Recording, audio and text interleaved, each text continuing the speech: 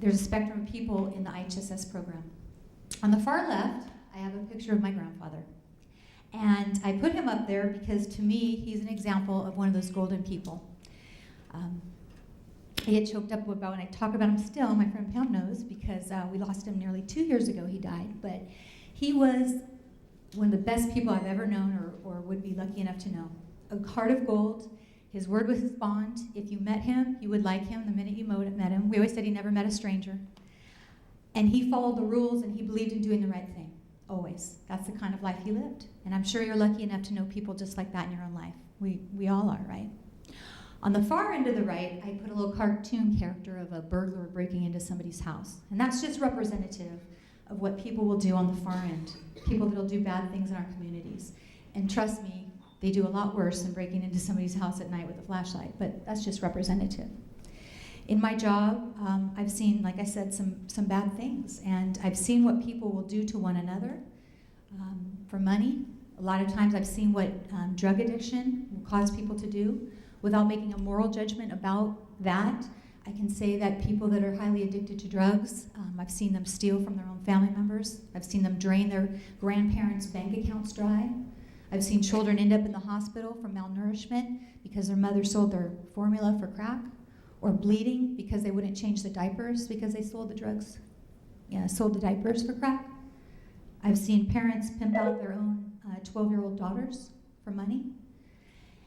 And what I know about this is that, there's people that will do things like this to one another, to people they love in their own family.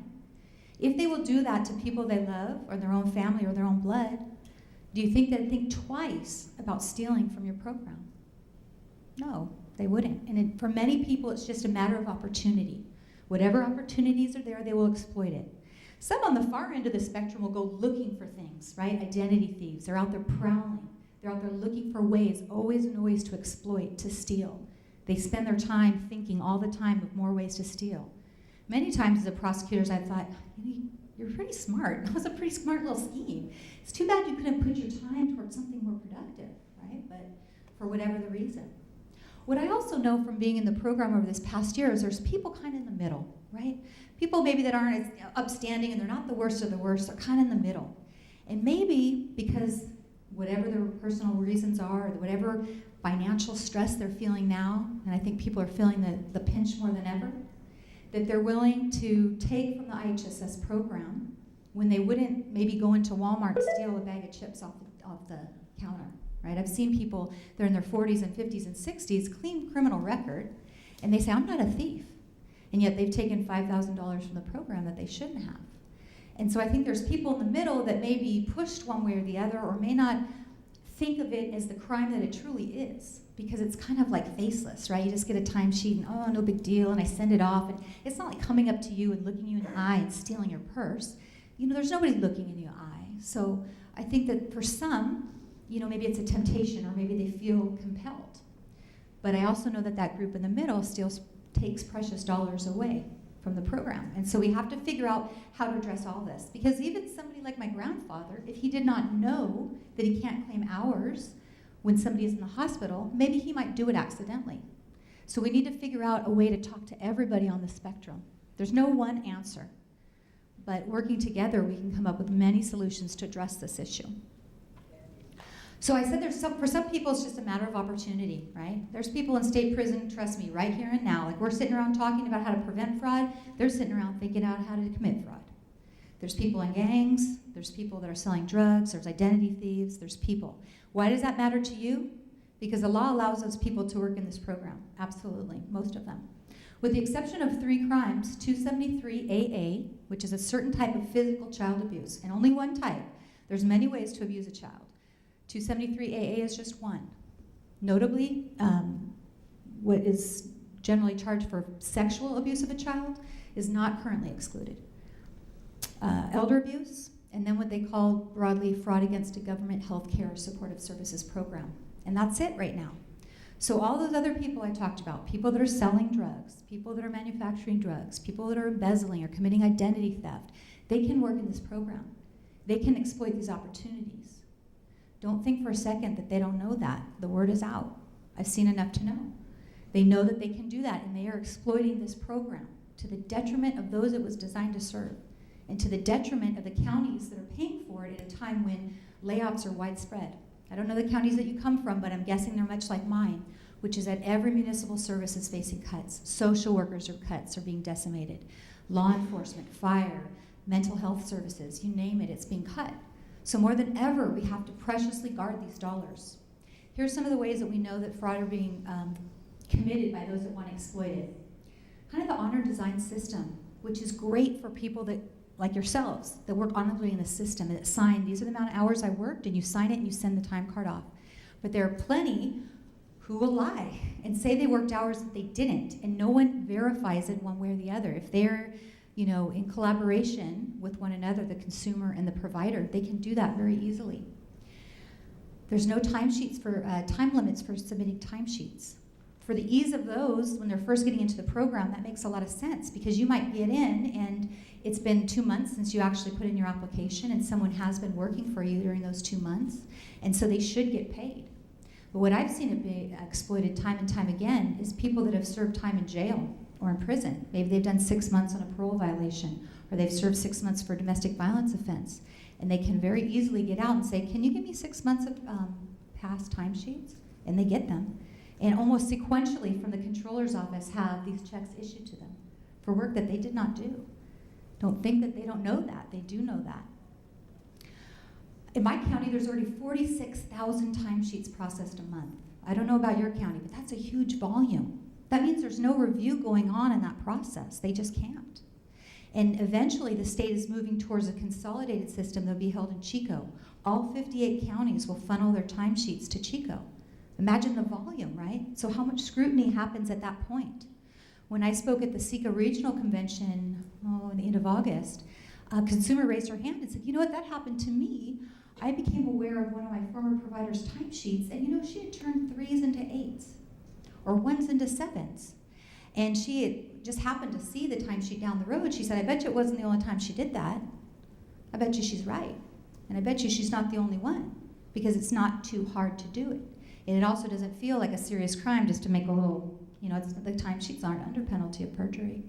You just, how do you do it? There was the ability for people to create what I call phantom providers. That is to claim that they had a provider working for them that did not exist.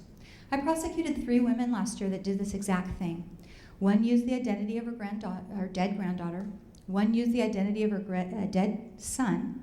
And another, the third, would actually just use a variation of her own maiden name and her own social security number.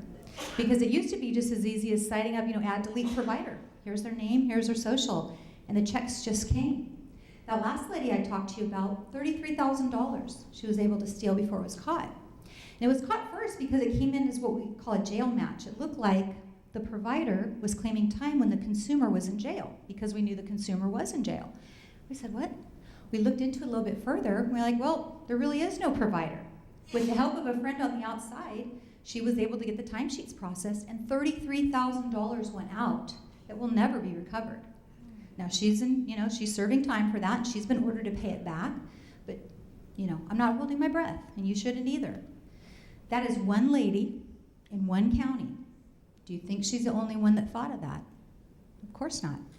Now this is where I have hope, and the new law should help, because for the first time ever, providers are being required to come in and show a legal form of identification, right?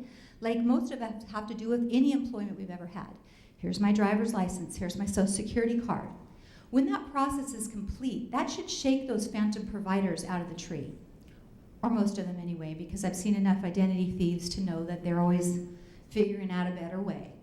But that process is not completed.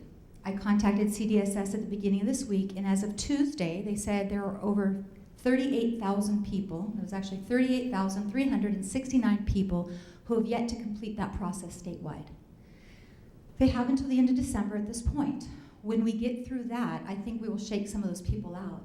But I also don't doubt that there are plenty of phantom providers hiding amongst those 38,000. Because do you think they were the first ones to rush on in and pay their $50 and get their scan done? No. I think the people with the hardcore things are the ones that are probably waiting to the last. You know, the people that are honest are going in and doing it and getting their fingerprints and going through the screening. So we have to get through that 38,000 before we have some reliable data about how many phantom providers might be hiding there, or what kind of people with criminal records might be in that group. There's the ability to make contradictory claim to other aid programs. What I've learned is that many aid programs do not speak to one another or share information. So I'm currently prosecuting a woman who stole $50,000, almost $50,000 from the IHSS program by claiming a disability that she did not have. She claimed she needed protective supervision and received it. Her mom was paid nearly $50,000 to care for her. Then she went to a different program, Child Action, and said, I'm in school full-time. I'm pursuing my GED and my nursing certificate, and so I need someone to pay, I need paid childcare for my 4 children when I'm going to school. And so her mother and other members of her family were paid nearly $128,000 to do that. The truth is, neither of those things were true. She did not need protective supervision, nor was she in school. But it was just that easy to do. That's one person in my county that stole nearly $200,000 without very much difficulty. That's one county. So I say to say, you know, it's just a matter of opportunities. It is happening. Common sense tells me that. Life experience tells me that. Many in the medical community, and I would actually say most physicians I've spoken to do not truly understand the program, what it is designed to do, functional index, they don't understand it. And yet they're often sought, you know, somebody will bring them a form and say, sign and give your recommendation. Now, for those that truly need it, truly need IHSS services, not a problem. But those that want to fake a condition, they can use a doctor to do that. I prosecuted another man last year who within 5 years stole $141,000 from the IHSS program. He did that with the help of his family by just claiming, you know, he can't do anything by himself. He can't get out of bed. He can't feed himself.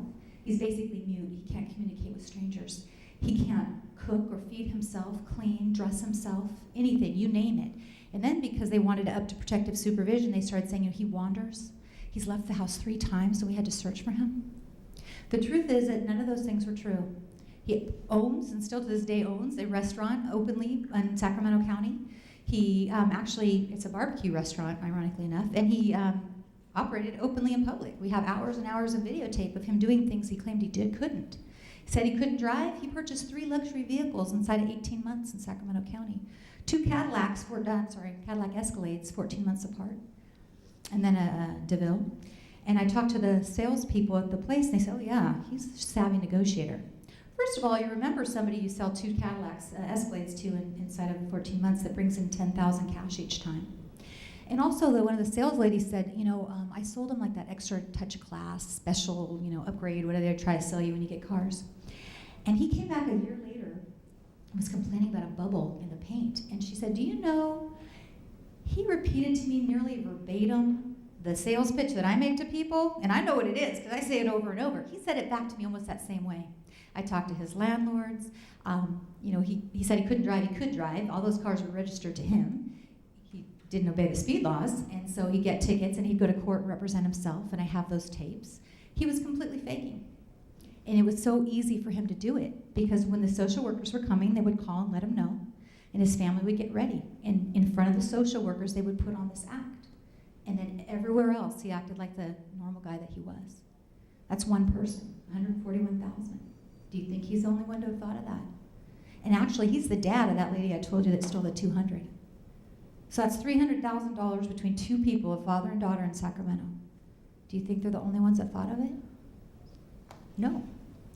So we need to reach out to the medical community so doctors truly understand the program, and so that when they sign a form, that it means what it says. And so that's part of what we're doing in my county. I've talked to you about the fact that just, you know, serious and violent felons can be in the program. I'm not here to say that if you've ever been convicted of a crime that you can never again, you know, work honorably. But in my experience, those that have committed very serious, heinous offenses in our communities don't have many don't have a high regard for the law. And if they won't think twice, I just prosecuted a guy last week, 2 strikes. His strikes were for robbing people with a gun. If you're someone that'll hold somebody up at gunpoint, do you think you'll think twice about filling in a false timesheet? Of course not. He's not a good risk in the program. Now, I've heard before, you know, the idea about consumers being able to choose their own providers. On one level, I can completely understand and respect that. My grandmother, we care for her in our family, and I can't think of anyone better. As I grow older, I can't think of anyone I'd want more than my own children. I also know if my children ever committed a crime, it wouldn't matter to me personally. I would love them always. There's nothing my children could do that would change that.